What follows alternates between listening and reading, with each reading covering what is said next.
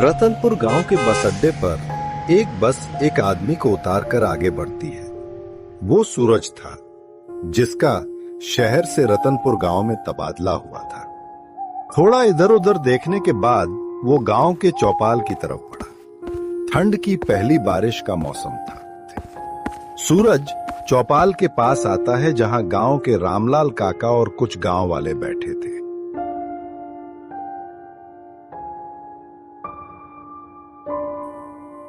काका, मैं सूरज मेहरा, नया डाक कर्मचारी। शहर से तबादला हुआ है। ठंड की बारिशों के मौसम में सरकार ने यहां भेज दिया। यहां के डाक खाने का कर्मचारी दफ्तर में ही है या घर चला गया? अच्छा, तो तुम हो न्याय कर्मचारी। बाबू, यहाँ दफ्तर में इतनी रात तक कोई नहीं रुकता। वो भी ठंड के बारिश के मौसम में तो दफ्तर शाम 4 बजे ही बंद कर दिया जाता है। क्यों भला? ऐसा क्यों सरकार हमें 4 बजे दफ्तर बंद करने की तनख्वाह नहीं देती? इसीलिए शायद मेरा तबादला यहाँ किया गया है। वो यहाँ ठीक से काम नहीं कर रहा होगा। बाबू, मैं तो यही कहता हूँ कि आप भी इतनी देर रात तक काम मत करना। और हाँ, इस मौसम में सारी चिट्ठियां मत देखना, खासकर वो चिट्ठियां जिन पर पता न लिखा गया हो। अरे, चिट्ठी तो चिट्ठी है काका। डाक बांटना मेरा काम है। कोई भूत प्रेत थोड़े ही मिलेंगे।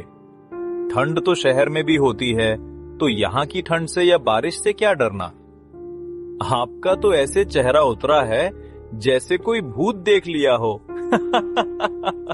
हंसी मजाक छोड़ सूरज, महीने की आखिरी रात को जो चिट्ठी आए उसे मत खोलना। वो डाकिया वो ठंडी बारिश में आता है और ले जाता है। पिछले साल मोहन चाचा को ले गया था। डाकिया? रामलाल जी, मुझे तो कहा गया था कि यहाँ अभी तक कोई डाकिया नियुक्त नहीं किया गया। आपको कोई वहम हो गया होगा। ठीक है, मैं सावधान रहूंगा। लेकिन पहले मुझे डाक खाने की तरफ ले चलिए।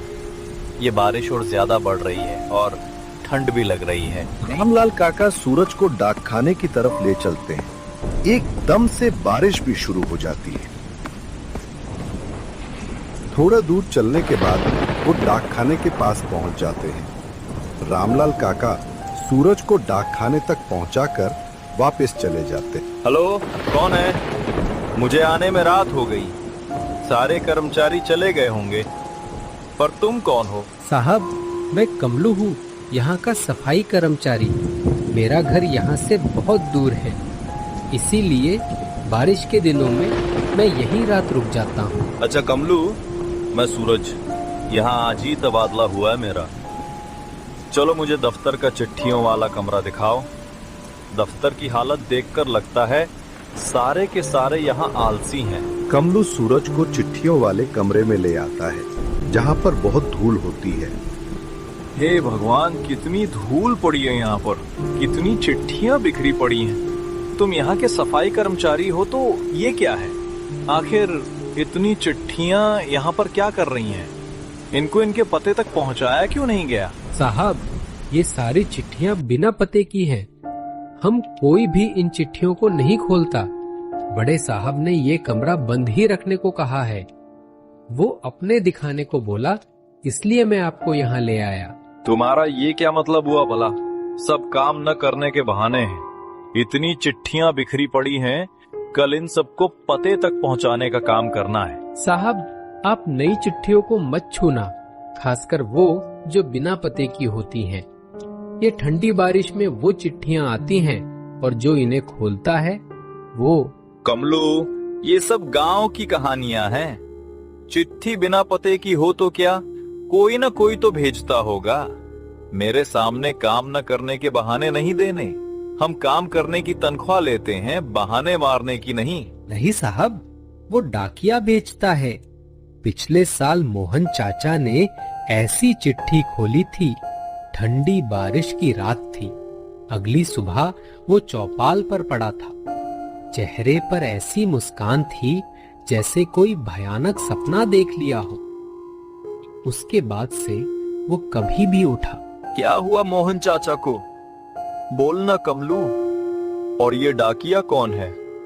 कोई गांव का आदमी तो नहीं जो मजाक करता हो? कोई आदमी नहीं साहब, छलावा है। दिखने में इंसानी चेहरा और लाल आंखें। वो ठंडी हवा में आता है और ले जाता है। आप चिट्ठी मत खोलना साहब। कमलू बाहर आकर सूरज को गांव की बातें बता ही रहा होता है कि तभी बाहर से किसी के आने की आवाज आती है। तभी गांव की लड़की माया वहां आती है। वो खड़ी होकर गांव में आए अजनबी को देखती। कमलू भैया, ये कौन है? वो भी हमारे गांव के डाकखाने में। बाहर बारिश ज्यादा हो रही थी और मैं घर की ओर जा रही थी, तो मैंने सोचा थोड़ी देर यहाँ रुक जाऊं। बारिश थोड़ी हल्की होने पर घर चली जाऊंगी। अरे माया, ये सूरज बाबू हैं। हमारे गांव ने तबादला हुआ है इनका। आज ही पहुँचे ये। यही डाकखाने के मुखिया हैं अब। माफ करना बाबू, मैंने पहचाना नहीं। बाहर बारिश बहुत तेज है, ठंड भी बहुत हो रही है। अगर कोई आपत्ति न हो तो क्या थोड़ी देर के लिए मैं यहाँ रुक सकती हूँ? डाकिया आ जाएगा, इसलिए डर लग रहा है। हाँ हाँ माया जी, वैसे भी ठंड में बारिश में भीगने से बीमार हो जाओगे।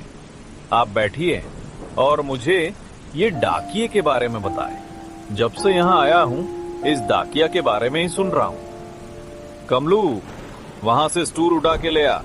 तुम दोनों भी बैठ जाओ। यहाँ की चिट्ठियाँ बस कागज नहीं होती। कुछ चिट्ठियाँ आपके अंदर का डर जगा देती हैं।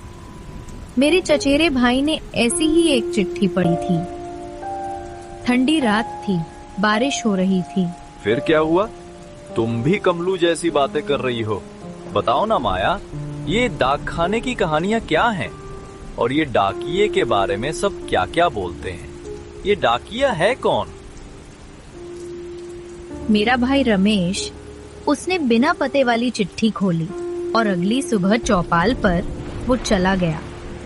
चेहरे पर मुस्कान थी। वो डाकिया उसे अपने साथ ले गया। ठीक है बाबू, बारिश हट गई है, मैं अब घर जाऊं। आप बस चिट्ठियाँ मत खोलना, डाकिया आ गया तो नहीं बच पाओगे। अरे पता नहीं तुम सब लोग ये अंधविश्वास से कब बाहर आओगे। चलो छोड़ो, तो घर जाओ। माया, इससे पहले फिर से बारिश शुरू हो जाए। ये बोलकर माया वहां से चली जाती है।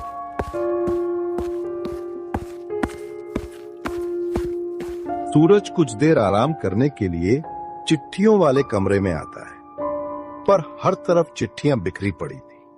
उसको बैठने या लेटने के लिए कोई जगह ही नहीं दिख रही। तभी उसका ध्यान एक चिट्ठी पर जाता है जो अलग से पड़ी हुई थी। सूरज उसे खोल कर पढ़ता है तो उस पर लिखा होता है, तुम्हारी माँ तुमको छोड़कर नहीं गई, उसके साथ हादसा हुआ। जानना चाहते हो तो मेरे पास आओ। वो चिट्ठी पढ़ने के बाद सूरज का मुंह घबराहट से खुले का खुला ही रह जाता है। कमलू, ओ कमलू, इधर आ। ये चिट्ठी ये किसने लिखी है? ये चिट्ठी तो मेरे लिए लिखी हुई है। ये कोई मजाक तो नहीं? इधर आओ कमलू, इस कमरे में। कमलू भागकर सूरज के पास आता है। क्या हुआ बाबू? आप क्यों घबरा गए? क्या बात हो गई? कमलू, यहाँ ये चिट्ठी जैसे ये मेरे लिए लिखी गई हो। इसमें मेरे बचपन की बात कैसे लिखी गई? मेरे बचपन के बारे में तो यहाँ पर किसी को नहीं पता। कहीं ये मेरा वहम तो नहीं है? साहब, आपने चिट्ठी पढ़ ली। मैंने आपको मन किया था कि ये चिट्ठियों को मत पढ़ना। अब हो गया। डाकिया आएगा, वो आपके डर को जानता है। ठंडी हवा में उसकी मुस्कान दिखेगी। मेरा डर ये उसको कैसे पता चला? मैं तो इस गांव में पहली बार आया हूं। मेरे बारे में उसको कैसे पता? अब मैं क्या करूं? इसका कोई समाधान है? बताओ कमलू, मुझे अब क्या करना चाहिए? साहब, इसका समाधान तो रामलाल काका ही बता सकते हैं। हमें उनके घर जाना होगा। वो ही है जो इसका रहस्य जानते हैं।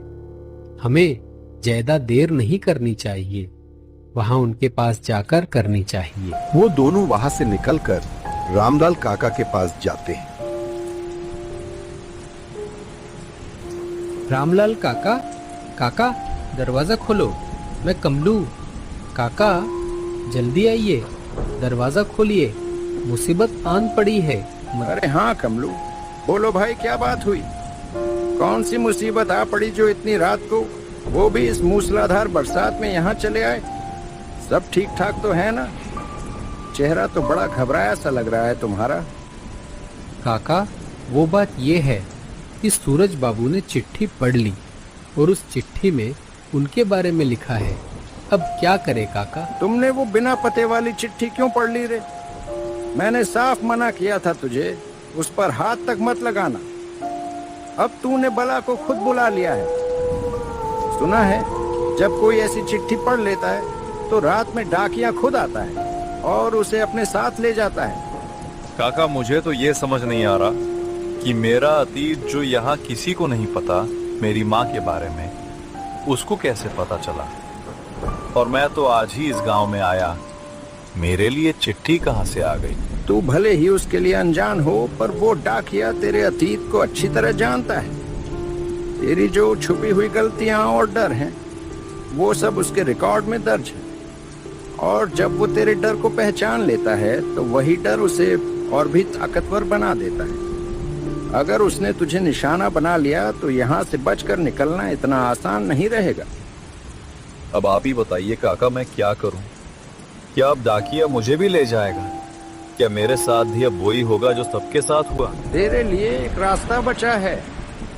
तू पीपल के पेड़ के नीचे बैठकर ठंडी बरसात में उसका इंतजार करेगा। वहीं उसे माफी और मुक्ति दिलाने की तैयारी करेगा, अपनी हिम्मत और सच्चाई से। अगर तू सच्चाई से उसकी आत्मा को शांत करवा दिया तो वही इस गांव को भी माफ कर देगा, वरना ये सिलसिला कभी खत्म नहीं होगा और वही डाकिया फिर लौट कर आए। वो ठंडी बरसात में पुराने पीपल के पेड़ के नीचे चुपचाप बैठा डाकिये का इंतजार कर रहा था। चारों ओर सन्नाटा था, बस दूर कहीं कुत्तों के भौंकने की आवाजें रात को और गहरी बना रही थी। तभी कीचड़ भरे रास्ते पर किसी के धीरे धीरे चलते कदमों की आहट सुनाई। कौन है? कौन है वहां पर? मैं तुमसे डरने वाला नहीं हूं। सामने आओ मेरे, जो कोई भी है। मेरे अतीत के बारे में लिखोगे तो तुमको क्या लगा, मैं डर जाऊंगा? मैं तुमसे नहीं डरता। हिम्मत है तो सामने आओ। दिल की धड़कन तेज हो गई। उसने मुड़कर देखा, वही डाकिया अपनी साइकिल के साथ बिल्कुल उसके पीछे खड़ा। उसे सामने खड़ा देखकर वो एकदम सहम गया। दिल जोर जोर से धड़कने लगा। बारिश और ठंडी हवा में डर और गहरा हो गया, मगर उसने गहरी सांस ली। मनी मन बोला, अब डर से नहीं, हिम्मत से काम लेना होगा। कौन हो तुम? मेरे बारे में कैसे जानते हो? ये गांव वालों को तुमने क्यों डरा कर रखा है? आखिरकार तुम्हारा मकसद क्या है? मैं हरिया हूँ, यहाँ का डाकिया। मैं किसी को नहीं छोड़ूंगा। जो जो मेरे साथ हुआ उसका बदला तो मैं लेके रहूंगा। तुम में से कोई नहीं बचेगा। क्या हुआ था तुम्हारे साथ? मुझे शुरू से बताओ। तुम्हारी मुझसे क्या दुश्मनी है? गांव वालों को तुम क्यों सजा दे रहे हो? बहुत साल पहले इस गांव में एक औरत ने मुझ पर झूठा इल्जाम लगा दिया था। इन सब गांव वालों ने बिना सच जाने मुझे दोषी बना दिया और मुझे कुएं से बांध दिया। मैं वहां भूखा प्यासा तड़पता रहा। देखो, वो सब गलती से हुआ, और वो औरत, उस औरत से तो तुमने बदला ले लिया। इतने साल पहले इनके पूर्वजों की गलती की साथ तुम अब लोगों को क्यों दे रहे हो? जो तुम्हारे साथ गलत हुआ उसका मुझे भी दुख है, पर तुम उन लोगों की तरह न्याय मत करो। मैं ऐसे क्यों जाने दूं सबको? मेरा सच आज तक इस गांव को पता ही नहीं चला। सभी गांव वालों को मेरी सच्चाई बताओ, मेरे साथ क्या हुआ, फिर इस गांव को मैं माफ करूंगा। ठीक है, मैं तुम्हारा सच पूरे गांव को बताऊंगा और तुमको इंसाफ दिलवाऊंगा। तुम कृपया सबको माफ कर दो। ठीक है, मैं इस गांव को अब एक मौका देता हूँ, माफ कर रहा हूँ, पर समझ लो अगर फिर किसी ने वैसी हरकत की तो मैं लौट आऊंगा और फिर किसी को माफी नहीं मिलेगी। ये गांव को पश्चाताप का आखिरी मौका है, अपनी करनी सुधार लो। इतना कहते ही वो गायब हो जाता है। अगले दिन से सभी गांव वाले डाक खाने के डर से मुक्त हो जाते हैं, पर अभी भी ये सिलसिला खत्म नहीं हुआ। दोस्तों, आपको हमारी ये कहानी कैसी लगी? आप हमारे चैनल को सपोर्ट कर सकते हैं वीडियो को शेयर करके, चैनल को सब्सक्राइब करके और वीडियो को लाइक करके। आपका एक एक सब्सक्राइब हमारे चैनल कार्टून हिंदी के लिए बहुत कीमती है। मैं देख रहा हूं कि आप सभी के बहुत पॉजिटिव कमेंट्स आ रहे हैं, जिससे हमें और भी मोटिवेशन मिलता है। हम अपनी पूरी कोशिश करते हैं कि आपके लिए ऐसी कहानियां बनाएं जो एक अच्छी सीख दे और दिल को छू जाए। टीम कार्टून हिंदी हमेशा आपका दिल से आभारी रहेगा। मिलते हैं आपसे एक नई वीडियो में। तब तक के लिए जय हिंद, जय भारत।